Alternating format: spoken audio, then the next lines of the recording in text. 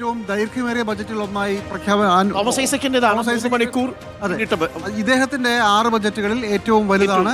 വാരിക്കോരിയുള്ള ഒരുപാട് പ്രഖ്യാപനങ്ങളുണ്ട്. 4 കോടി 5 കോടി 6 കോടിയൊക്കെയാണ് പലതുമെങ്കിലും ഒരുപാട് ഹെഡുകളിലായി വിശദമായിട്ടാണ് പറഞ്ഞത്. അതുകൊണ്ടാണ് സർവതല സ്പർശി എന്ന് പറയാൻ പറ്റുന്ന ഒരു ബഡ്ജറ്റ് എന്ന് വേണമെങ്കിൽ പ്രാഥമിക വിലയിരുത്താം. പക്ഷേ 1,37,00,000 രൂപയാണ്, 1,37,000 കോടി രൂപയാണ് മൊത്തത്തിലുള്ള വരുമാനം. അതിനുള്ളിൽ നിൽക്കുമോ എന്നുള്ളതാണ് ഏറ്റവും പ്രധാനപ്പെട്ട ചോദ്യം. ഉറപ്പായിട്ടും പ്രായോഗികതയിൽ ഊന്നിയ ബജറ്റ് എന്നാണല്ലോ തുടക്കത്തിൽ ധനമന്ത്രി പറഞ്ഞത്. അങ്ങനെ പ്രായോഗികതയിൽ ഊന്നിയതാണെന്നും ഇവിടെ നമ്മുടെ ഗസ്റ്റായിരിക്കുന്ന വിവിധ മേഖലയിലുള്ളവർക്ക് പറയാൻ സാധിക്കുമെന്നുള്ളതാണ്.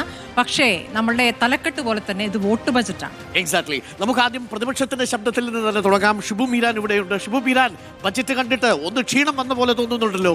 ഇല്ല, ഞങ്ങൾ തുടങ്ങുമ്പോൾ ഞാൻ ആദ്യമേ പറഞ്ഞിരുന്നു, ഈ ദീപാവലിക്ക് ബാലഗോപാൽ പൊട്ടിക്കാൻ വെച്ചിരുന്ന പടക്കത്തിന്റെ കുറച്ച് നേരത്തെ മുഖ്യമന്ത്രി എടുത്ത് പൊട്ടിച്ചിരുന്നു. ഈ ക്ഷേമ പെൻഷൻ വർധനമൊക്കെ അരുൺകുമാർ അവിടെ ഉണ്ട്, അത് കേട്ടാവുന്നേരം പറയുകയും ചെയ്തിരുന്നു. അഭിനവുണ്ട്, രണ്ടാളുണ്ട് ഇവിടെ എത്തിയിട്ടുണ്ട്. അപ്പോ അരുൺ അന്നേരം പറഞ്ഞത് ഇത് സാമ്പിളായിരുന്നു തദ്ദേശ സ്വയംഭരണ സ്ഥാപന തെരഞ്ഞെടുപ്പിന് മുൻപ് കണ്ടത്, യഥാർത്ഥ വെടിക്കെട്ട് വരികയാണെന്നാണ്. അപ്പോൾ ആ മിനി ബജറ്റ് കഴിഞ്ഞതിന് ശേഷം വന്ന ലോക്കൽ ബോഡി തെരഞ്ഞെടുപ്പിന്റെ റിസൾട്ട് നമ്മൾ കണ്ടതാണ്. അപ്പോൾ യഥാർത്ഥ വെടിക്കെട്ട് കൂടി കഴിയുമ്പോൾ എല്ലാം കൂടി പോകുക മാത്രമേ ബാക്കി ഉണ്ടാവുള്ളൂ എന്നാണ് നമ്മൾ. പക്ഷേ പ്രധാനപ്പെട്ട ചില കാര്യം, ഒന്ന്, ക്ഷേമ പെൻഷൻ വർദ്ധിപ്പിച്ചിട്ടില്ല. ഇവർ പ്രകടന പത്രികയിൽ പറഞ്ഞതിലേക്ക് സർക്കാരിന്റെ കാലാവധി കഴിയുമ്പോഴും ഇവരെത്തുന്നില്ല. റബ്ബറിന്റെ താങ്ങുവിലയിലും നേരത്തെ പ്രകടനയിൽ പത്രികയിൽ പറഞ്ഞിടത്തേക്ക് എത്തുന്നില്ല. ക്ഷേമ പെൻഷൻ തുക വകയിരുത്തിന് 2,500 എന്ന പ്രഖ്യാപനമില്ല. പക്ഷേ അത് 2000-ന്റേതാണ്. 2000-ന്റെ പ്രഖ്യാപനമാണ്. 14,500 കോടി രൂപ വകയിരുത്തിയത്. 2,500 പ്രഖ്യാപിച്ചിട്ട് ഡെസ്ക് മുഴുവൻ ഇവർ തല്ലിപ്പോയി. മാർച്ച് പ്രഖ്യാപിച്ചാൽ പോരെ? ഞാൻ പറയുന്നത് അപ്പോൾ ഇത് പ്രായോഗികതയിൽ ഊന്നിയ ബജറ്റാന്ന് പറയേണ്ടി വരില്ലേ? കാരണം ക്ഷേമ പെൻഷൻ കൂട്ടിക്കൊണ്ട് വേണമെങ്കിൽ ഈ തെരഞ്ഞെടുപ്പ് സമയത്ത് 2,500 ഞങ്ങൾ ആക്കിയിരിക്കുന്നു എന്ന് പറയാലോ. അത് അങ്ങനെ പറഞ്ഞിട്ടില്ല. എന്ത് പ്രഖ്യാപിച്ചാലും ഇത് ഇവർ ചെയ്യേണ്ടാത്തത് കൊണ്ട് ധൈര്യമായി പ്രഖ്യാപിക്കാമല്ലോ. ഇത് ഞങ്ങളാണല്ലോ ചെയ്യേണ്ടത്, ഇനി വരാൻ പോകുന്ന സർക്കാർ. അതുകൊണ്ട് എന്ത് വേണമെങ്കിലും പ്രഖ്യാപിക്കാമല്ലോ. പിന്നെ ഇതിനകത്ത് പ്രഖ്യാപനം എന്ന് പറഞ്ഞാൽ പഴയ പ്രഖ്യാപനങ്ങളൊക്കെ തന്നെയാണ്. ഇപ്പോൾ ശമ്പള വർധനവിന് വേണ്ടി കമ്മീഷനെ നിയോഗിക്കുമെന്നാണ് പറഞ്ഞത്. ഈ 5 കൊല്ലത്തിൻ്റെ ഒടുവിൽ ഇനി കമ്മീഷനെ നിയോഗിച്ച് 4 മാസം കൊണ്ട് റിപ്പോർട്ട് എടുത്ത് ശമ്പള വർധനം എങ്ങനെയാണ് നടത്താൻ പോകുന്നത്. പിന്നെ അതുമാത്രമല്ല, ഈ പെൻഷൻ്റെ ഇപ്പോൾ അഷ്വേർഡ് പെൻഷൻ സ്കീം 2023 തന്നെ പ്രഖ്യാപിച്ചത് അഷ്വേർഡ് പെൻഷൻ സ്കീം, അത് അന്ന് നടപ്പിലാക്കിയില്ല. വീണ്ടും അത് ഇപ്പോൾ കൊണ്ടുവരികയാണ്. എനിക്ക് ഏറ്റവും രസകരമായി തോന്നിയത് നമ്മുടെ അഡ്വക്കേറ്റ് ക്ഷേമനിധി വെൽഫെയർ ഫണ്ട് വർദ്ധിപ്പിക്കുമെന്ന് പറയുന്നു.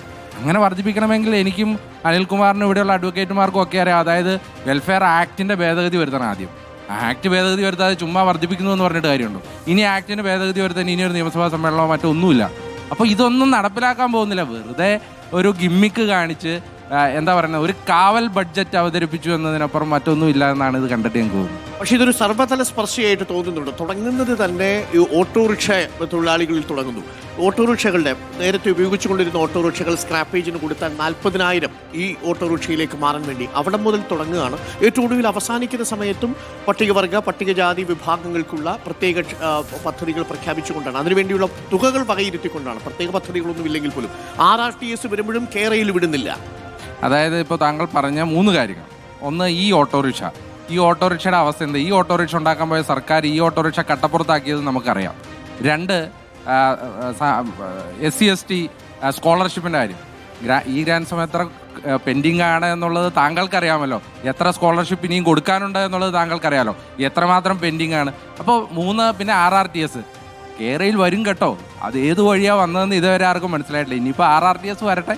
ഇതൊക്കെ വെറുതെ ഗിമ്മിക്കാണ്, പ്രഖ്യാപനങ്ങൾ മാത്രമാണ്.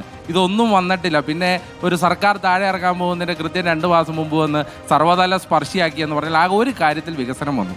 അത് കടമെടുപ്പിൻ്റെ തോതിൽ വലിയൊരു വികസനം കേരളത്തിൽ ഉണ്ടായിട്ടുണ്ട്. 12% നിന്ന് 15%.